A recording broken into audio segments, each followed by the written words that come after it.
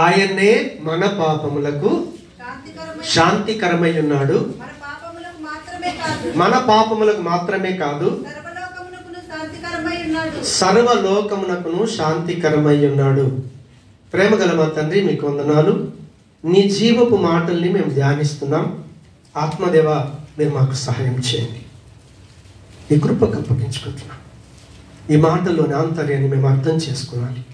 సహాయం చేసి మహిమ పొందుమని యేసు నామమున ప్రార్థించి వేడుకుంటున్నాము తండ్రి, ఆమేన్. మనం కొన్ని వారాలుగా ఈ సబ్జెక్టు ధ్యానిస్తున్నాం. చాలా ఇంపార్టెంట్ది. మనం క్రైస్తవులం కాబట్టి ఒక క్రైస్తవుడిగా క్రీస్తుకు శిష్యులముగా జీవించాలి. అంటే ఆయన జీవితాన్ని అనుసరించి బ్రతకాలి. మనం క్రీస్తును పోలి బ్రతకాలి. అలా క్రీస్తును అనుసరించే వాళ్ళని ఏమంటారంటే క్రైస్తవులు అంటారు. జస్ట్ చర్చ్కి వచ్చినంత మాత్రాన మనం క్రైస్తవులం కాలేము. క్రీస్తు జీవితాన్ని మనం ఏం చేయాలంటే అనుసరించాలి, వెంబడించాలి. అలా వెంబడించేటటువంటి వ్యక్తుల జీవితాల్లో మొట్టమొదలు ఏం జరుగుద్ది అంటే వాళ్ళు ప్రభు మాట వినగానే లోబడతారు. కాబట్టి వాళ్ళ జీవితం ఎలా ఉంటుందో చూసాం.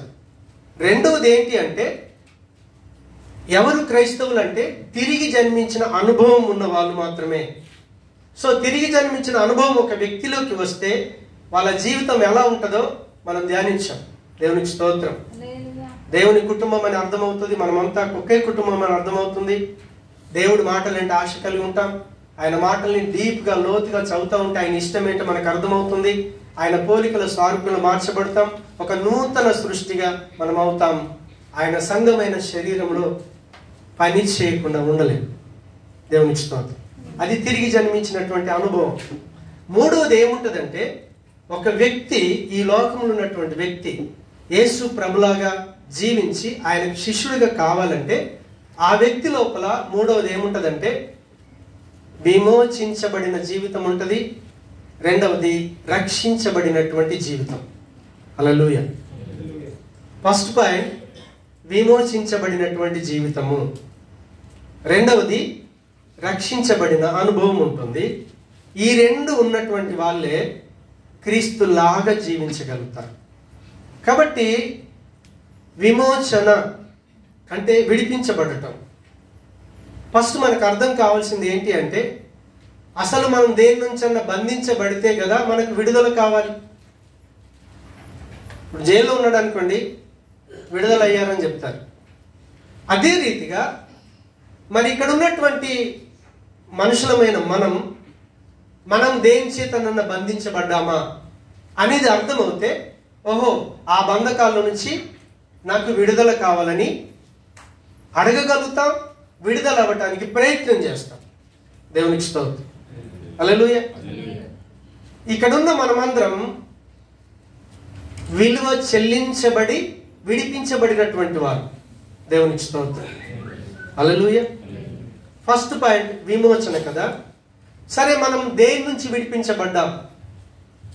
దేవుని యొక్క వాక్యంలోకి వెళ్ళి చూస్తే మనం రోమపత్రిక 6వ అధ్యాయంలోకి వెళ్ళి ఒకసారి రోమ 6:17 వచనం కావచ్చు, 20వ వచనం కావచ్చు. అక్కడ ఏముంటుందంటే, చాలా అక్కడ మీరు పాపమునకు దాసులై ఉంటిరి. హల్లెలూయా. అంటే ఒక మనిషి, దేవుడు ఏం చెప్తున్నాడు, వాక్యం ఏం చెప్తుంది అంటే, ప్రతి మానవుడు కూడా పాపానికి దాసుడై ఉన్నాడని. మరి మీరు అనొచ్చు, అసలు నేను పాపానికి వెళ్ళి దాసుడయ్యాను. దేవునికి స్తోత్రం. అవునా కాదు? మనలో పాపం ఉన్నదని మనకి ఇంకొకరు చెప్పాల్సిన పని లేదు. నాలో చెడు ఉందని బయట వాళ్ళు చెప్పాల్సిన అవసరం ఉందా? లేదు. నా మనస్సాక్షికి తెలుసు, నేను చెడుగా మాట్లాడుతున్నానా, చెడు చూస్తున్నానా, నా ప్రవర్తన చెడుగా ఉందని బయట వాళ్ళు చెప్పాల్సిన పని లేదు. కానీ ఆ చెడు అనేది, ఆ పాప స్వభావం అనేది మనలోకి ఎలా వచ్చింది అనేది మనం చూస్తే, మీరు ఇంటికి వెళ్ళిన తర్వాత రోమ 5-6 అధ్యాయాలు బాగా చదవండి. అప్పుడు మీకు అర్థమవుతుంది దేవుని యొక్క వాక్యం ఏం చెప్తుంది అంటే, ఒక్క మనుషుని ద్వారా ఈ లోకంలోనికి పాపం వచ్చింది. ఆ ఒక్క మనిషి ఎవరు? ఆ ఒక్క మనిషి ఎవరు అని అంటే, చూడండి, ఈ భూమి మీద ప్రపంచంలో ఎంతమంది మనుషులు ఉన్నారో, ఒక చెట్టు ఉంటే దాని నుంచి విత్తనం వస్తుంది, ఆ ఫలాలతో మళ్ళీ చెట్లు వస్తాయి, అవునా కాదు? బయట ప్రపంచం కొన్ని సంవత్సరాలుగా మనిషి ఎలా వచ్చాడంటే కోతి నుంచి వచ్చాడని డార్విన్ చెప్పాడు. దేవునికి స్తోత్రం. అది ఫేమస్ అయింది. కానీ డార్విన్ లాస్ట్ చెప్పినటువంటి ఆ మాటని ప్రపంచంలో దాన్ని ఎక్కువగా ఎక్స్పోజ్ కాకుండా, అంటే ప్రకటించబడకుండా చేశారు. కోతి నుంచి మానవుడు వచ్చాడని చెప్పినటువంటి అదే డార్విన్ తన యొక్క మనిషి యొక్క శరీరాన్ని పరీక్షించి ఆ మనిషి శరీరానికి ఉన్నటువంటి లక్షణాలని చూస్తే, మట్టిని తీసుకొని చేశాడు, మనిషి శరీరాన్ని తీసుకొని చూస్తే మట్టికి ఉన్నటువంటి 26 లక్షణాలు బాడీకి ఉన్నాయి. అప్పుడు అదే డార్విన్ అన్నాడు, మనిషి మట్టి నుంచి వచ్చాడు. దేవునికి స్తోత్రం. అయితే ఈ ప్రపంచంలో ఉన్నటువంటి మానవులందరూ ఎక్కడి నుంచి వచ్చారు అని అంటే, చూడండి, నా భార్య ఉంది, నేనున్నాను, మా ఇద్దరిని కన్నా తల్లిదండ్రులు ఉన్నారు, వాళ్ళ తల్లిదండ్రులు ఉన్నారు. అలా భూమి మీద మొట్టమొదటి మనిషి పేరు ఎవరు అని అంటే ఆదాము. దేవునికి స్తోత్రం. ఆదాము భార్య పేరు అవ్వ. హల్లెలూయా. ఎప్పుడైతే ఈ మొదటి మానవులు, మరి ఆదికాండం 1వ అధ్యాయం 2వ అధ్యాయం చదవండి, 3వ అధ్యాయం వచ్చేసరికి వాళ్ళు దేవునికి దూరం అయిపోయారు. కారణం ఏంటి అంటే దేవుడు చెప్పిన మాటను వాళ్ళు తిరస్కరించారు. అంతే, ఇది చేయకు అంటే చేసేసారు. కాబట్టి వాళ్లకు దేవుడు సంతానం ఇచ్చాడు. వాళ్ళు దేవునికి దూరమైనటువంటి స్థితిలో పిల్లల్ని కన్నారు. వాళ్ళ లోపల పాప స్వభావం వచ్చింది, చెడు వచ్చేసింది. ప్రేమతో కలిసి ఉండాల్సినటువంటి ఆదాము అవ్వ పిల్లలు, ఆ ఇంట్లో ఫస్ట్ మర్డర్ జరిగింది. కయీను హేబెల్ను చంపేశాడు. చెడు వచ్చేసింది. ఆ చెడు స్వభావం వాళ్ళ పిల్లలు ప్రపంచం అంతా నిండిపోయారు. ఈరోజు ఆ మనుషులందరికీ కూడా సంక్రమించింది. కాబట్టి ఇప్పుడు మనం దేనికి దాసులమైనా? పాపానికి దాసులమైనా. పాపానికి దాసుడై ఉన్నప్పుడు పాపమే చేస్తాడు తప్ప మంచిగా జీవించడం అసాధ్యం, పవిత్రంగా జీవించడం అసాధ్యం. కాబట్టి దేవుడు ఏం చేశాడు అని అంటే, ఈ పాప బంధకాలు ఉన్నటువంటి వాళ్ళకి విమోచన కావాలి, విడిపించబడాలి. అలా విడిపించబడటానికి ఏ కులమైనా ఏ మతమైనా మతాలు చెప్పేది ఏంటి అని అంటే దేవుడు ఒక్కడే. వాళ్ళు హిందువులు కావచ్చు, ముస్లింలు కావచ్చు, క్రైస్తవులు కావచ్చు, ఇంకెవరైనా కావచ్చు, మానవులను తయారు చేసిన దేవుడు ఒక్కడే. ఆ ఒక్కడైన దేవుడు తను ఏం చేశాడంటే తన ప్రియమైన కుమారుడైనటువంటి క్రీస్తును ఈ లోకానికి పంపించి, దేవునికి స్తోత్రం, ఆయన ఈ లోకానికి పంపించి ఆయన చేసిన కార్యం ఏంటి అంటే, సమస్త మానవాళి పాపంలో ఉన్నారు కదా, ఆ పాపం నుంచి వాళ్ళు విడిపించబడాలి. విడిపించబడాలి అంటే వెల చెల్లించాలి. దేవునికి స్తోత్రం. నేను 1,00,000 రూపాయలు అప్పు పడ్డాను ప్రకాష్ గారు, నేను ఇచ్చే స్థితి లేదు. సుధీర్ గారు వచ్చి, అయ్యగారు మీరు ఎక్కడ అప్పు పడ్డారు? ప్రకాష్కి అప్పు పడ్డాను. అప్పుడు ఆయన ఏం చేశాడు? 1,00,000 రూపాయలు నా పక్షాన చెల్లించి నన్ను అక్కడి నుంచి విడిపించాడు. దేవునికి స్తోత్రం. అప్పుడు నాకు ఆ అప్పు భారం నుంచి విడుదల దొరికింది. అయితే మనుషులందరూ కూడా, చెడు లేని మనిషి ఎవరు లేరు కాబట్టి ఆ చెడుకు రావాల్సిన శిక్ష నుంచి తప్పించబడటానికి క్రీస్తు చేసిన పని ఏంటి అని అంటే, తాను ఏ పాపుల మధ్య నివాసం చేశాడో అసలు పాపమే లేకుండా జీవించి పరిశుద్ధుడైనటువంటి దేవుడికి తన్ను తాను బలియాగం ఇచ్చుకున్నాడు. చాలా మంది ఏమంటారంటే, సాతాను మనని పాపంలో పడగొట్టాడు కదా, విలువ ఎవరికి చెల్లించాలి? సెలవులో చనిపోయింది దేని కొరకు? సాతానుకు విలువ చెల్లించడానికా? కాదు. లూసిఫర్ను లూసిఫర్ అనుచరులను సృష్టించింది ఎవరు? దేవుడే కదా. యేసు ప్రభు ఈ ప్రపంచంను సృష్టించబడకంటే ముందు మొట్టమొదటిగా నేను సృష్టించబడ్డానని సామెతలు 8లో ప్రభు చెప్తాడు. కాబట్టి ఇప్పుడు ప్రభు వచ్చి మనల్ని విడిపించడం కొరకని తాను చేసిన పని ఏంటో తెలుసా? ఎఫెసు పత్రిక 5వ అధ్యాయం 2లో అంటాడు. ఏమంటాడంటే ఆయన చేసిన పని త్వరగా మనం చూద్దాం.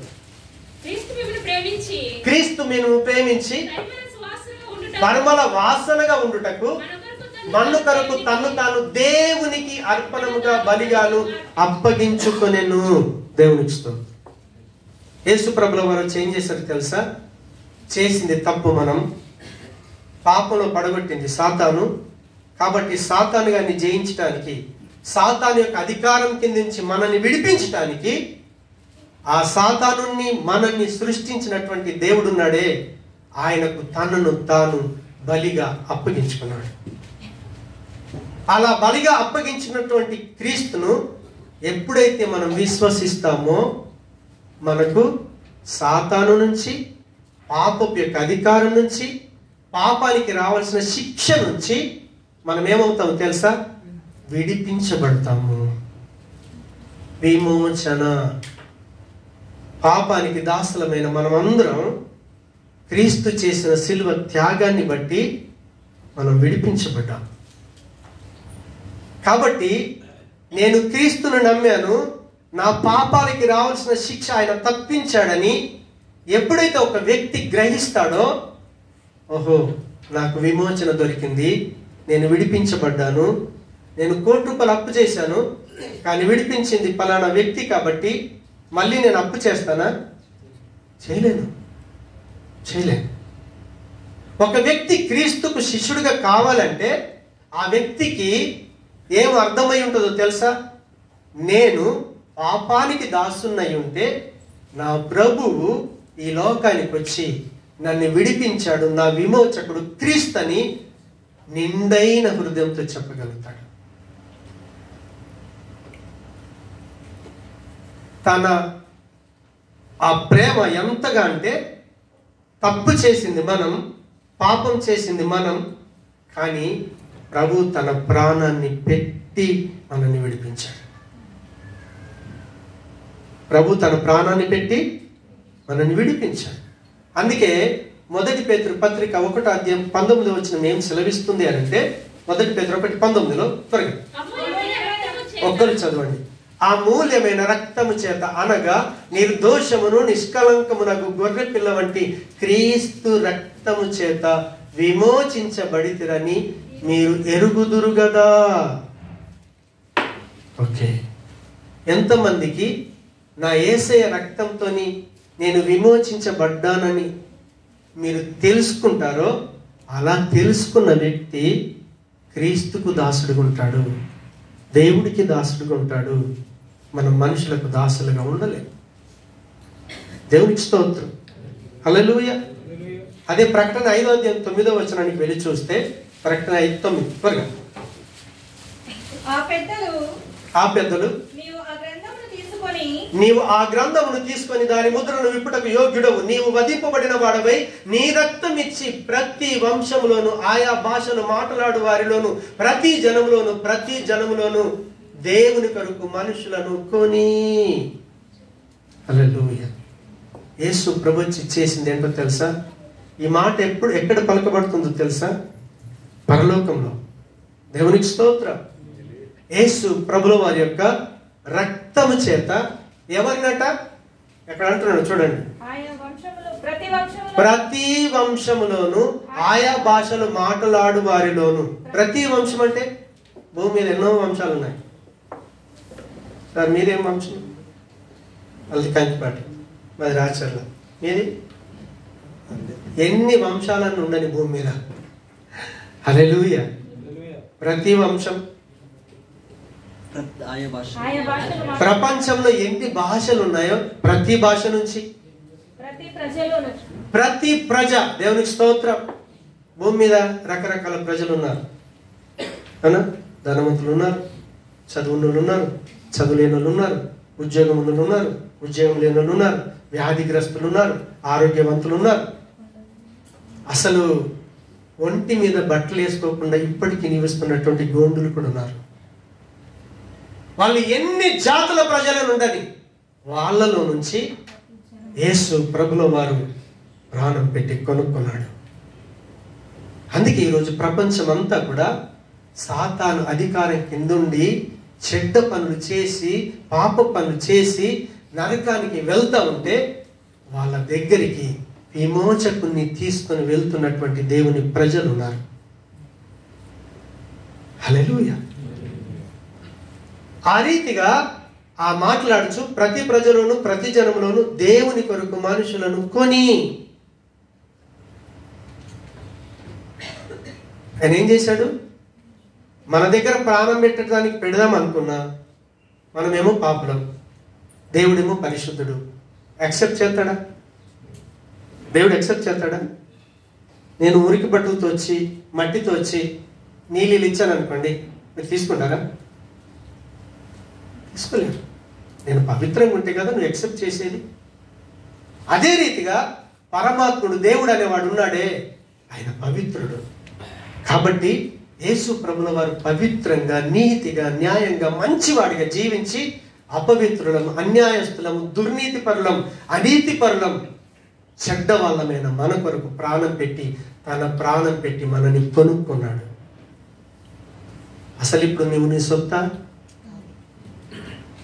విమోచించబడినటువంటి వ్యక్తికి నేను నా సొత్తు కాదని అర్థమైపోతుంది. నేను నా సొత్తు కాదు, నేను ఎవరి సొత్తు? యేసుక్రీస్తుకు సొత్తు అయి ఉన్నాం. ఆయన ఆస్తి అయిపోయి ఉన్నాం.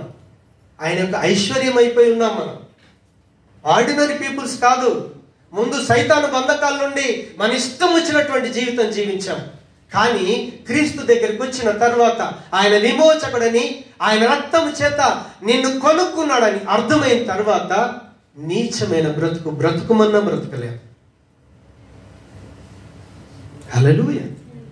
కాబట్టి క్రీస్తుకు శిష్యులం ఎప్పుడు కాగలుగుతామంటే ఆ వ్యక్తికి నేను విమోచించబడ్డానన్న సత్యం అర్థం కావాలి. అర్థమైన వాడు మాత్రమే క్రీస్తుకు శిష్యుడు కాగలుగుతాడు. నాకు ఈ విమోచన దొరికింది నా మంచితనంతోనో నేను చేసే మంచి క్రియలతోనో కాదు. నేను చేసే ప్రతి క్రియ నా తండ్రి ముందర ఎలా ఉంటుందో తెలుసా?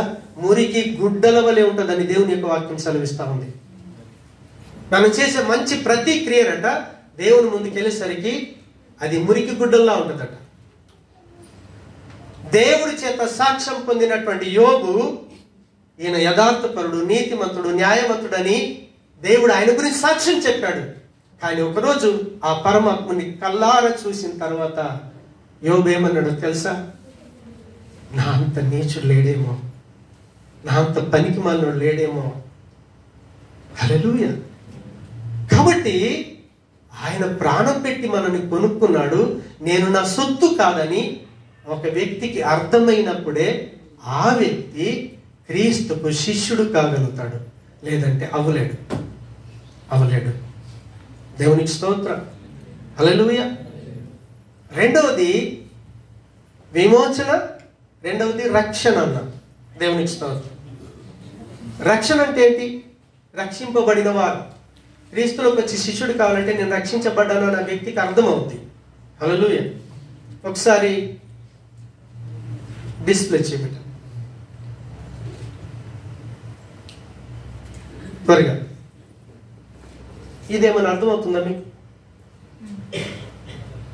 అగ్ని అందులో కాలిపోయేటటువంటి వ్యక్తిని అగ్ని నుంచి కాపాడాడు. దేవునికి స్తోత్రం. హల్లెలూయా. సరే, దేవుని యొక్క వాక్యం ఏం చెప్తుందంటే మార్క్స్ వార్త 9వ అధ్యాయం 48వ వచనం ఒకసారి చూద్దాం త్వరగా.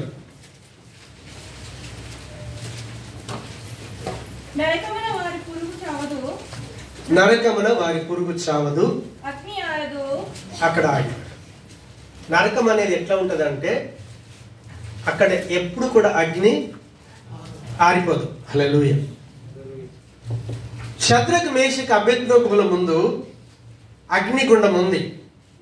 అది ఆరిపోద్దా? ఆరిపోదా? మీరు చెప్పాలి. శద్రకు మేషకు అబేద్నెగోల ముందు అగ్నిగుండం ఉంది. అగ్నిగుండంకు వాళ్ళు ఎందుకు భయపడలేదు తెలుసా? ఈ అగ్నిగుండం కాసేపే ఉంటుంది. కానీ దేవుడు సెలవిస్తున్నాడే, ఒక వ్యక్తికి తన పాపాలకు క్షమాపణ కనుక దొరకకపోతే, చూడండి, క్షమించామనుకోండి, తర్వాత శిక్ష ఉంటుందా?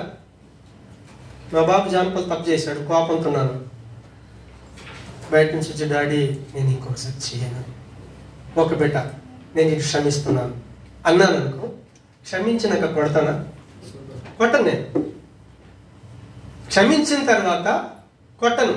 కాబట్టి ఒక వ్యక్తికి తన పాపము గనక క్షమించబడకపోతే ఖచ్చితంగా ఆ వ్యక్తికి నరకం ఉంది. అది ఎలాంటి నరకం అంటే అక్కడ ఎప్పుడు కూడా అగ్ని ఆరదు. చూడండి, శద్రకు మేషకు అబేద్నెగోల ముందు అగ్ని ఉంది. ఆ అగ్ని వాళ్ళ శరీరాన్ని కాల్చగలుగుతుందేమో కానీ వాళ్ళ ప్రాణాన్ని ఏం చేయలేదు, వాళ్ళ ఆత్మని ఏం చేయలేదు. అర్థమవుతుందా మీకు? మన ముందు అగ్ని ఉందనుకోండి, ఎవడన్నా వచ్చి కాల్చేస్తాను అన్నాడు అనుకోండి, దానికి భయపడకుండా ఎప్పుడు నిలబడుతుందో తెలుసా?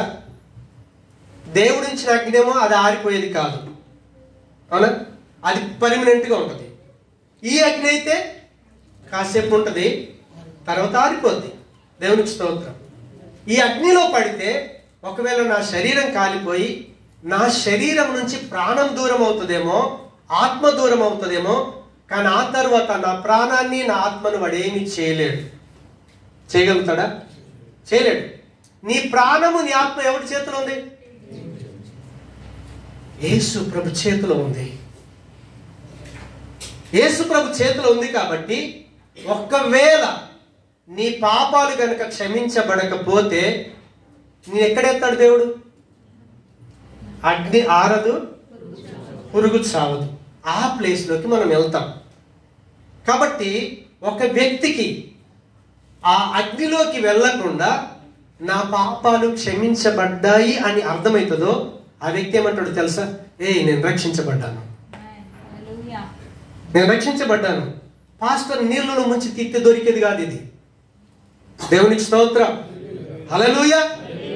పాస్టర్ నీళ్ళలో ముంచి తీస్తే బతుకులు ఎలా ఉంటాయంటే గుడులు మారుతాయి, మతాలు మారుతాయి. బయట వాళ్ళు అంటారు, చూడు బాప్తిసం ఇస్తే హరిని మతం మారుస్తున్నాడు అని అంటారు కదా. మన లైఫ్ అలా ఉండదు. హల్లెలూయా. మన లైఫ్ ఎలా ఉంటుందో తెలుసా? నేను చేసిన ప్రతి తప్పిదానికి, నా పాపానికి నా ప్రభువు పరలోకము నుంచి వచ్చి ఆయన సిలువలో నా పాపాన్ని తన మీద వేసుకొని నన్ను శిక్ష నుంచి తప్పించాడు. ఇంకా నా పాపాలకు క్షమాపణ దొరికింది. నేను ఇంకా రక్షించబడ్డాను. నేను ఎన్నటికీ నరకానికి వెళ్ళే ఛాయిస్ లేకుండా నా దేవుడు చేశాడని ఆ వ్యక్తి చెప్పగలుగుతాడు. దేవునికి స్తోత్రం, హల్లెలూయా. అందుకే కొలస్సీ పత్రిక 1వ అధ్యాయం ఒక మాట చదువుదాం. కొలస్సీ పత్రిక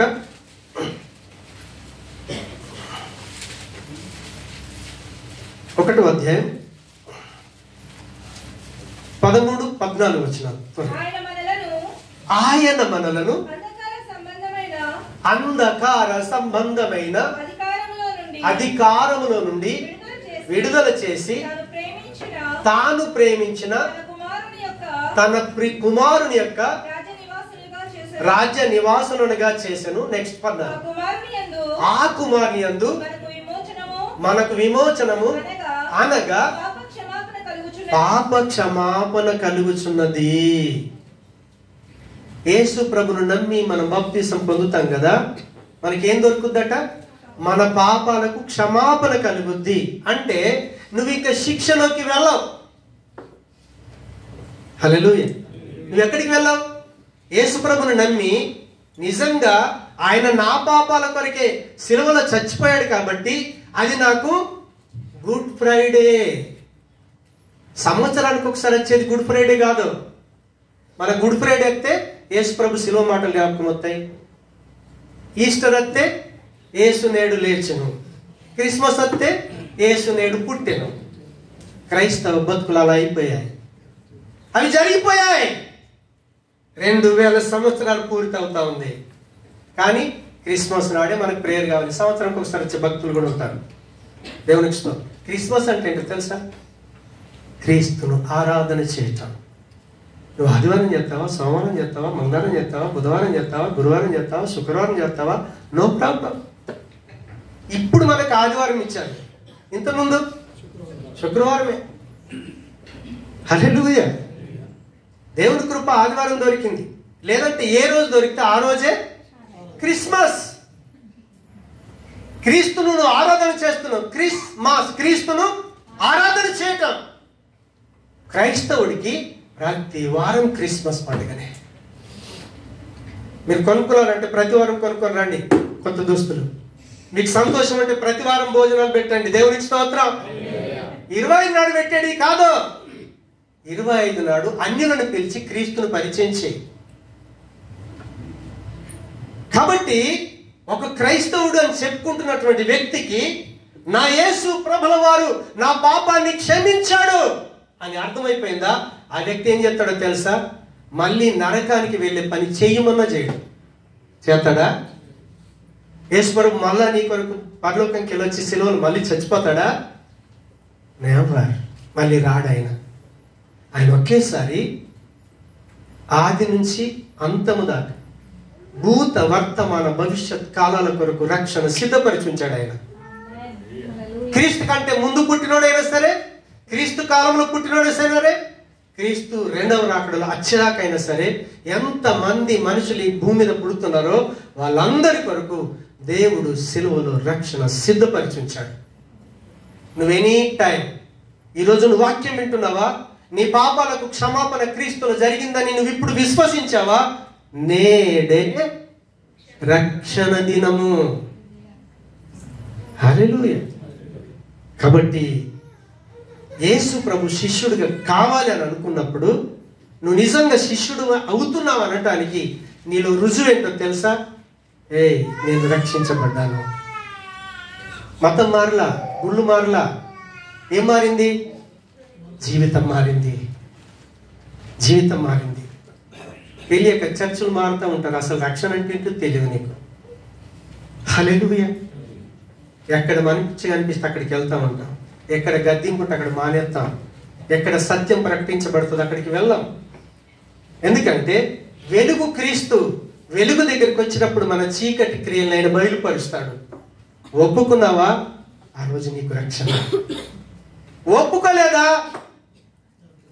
నీ ఇష్టం. ఆయనకు పోయేదేమీ లేదు. ఆల్రెడీ నీ కొరకు తను ప్రాణం పెట్టాడు, చనిపోయాడు, సమాధి నుంచి తిరిగి లేచాడు. ఆయన పరలోకంలో ఉన్నాడు. అందుకే క్రీస్తును నమ్మిన ప్రజలందరూ కూడా ఎఫెసీ 2:7 అంటాడు, మనమందరం ఈరోజు క్రీస్తును బట్టి పరలోకంలో ఉన్నాం. ఎక్కడున్నామో తెలుసా?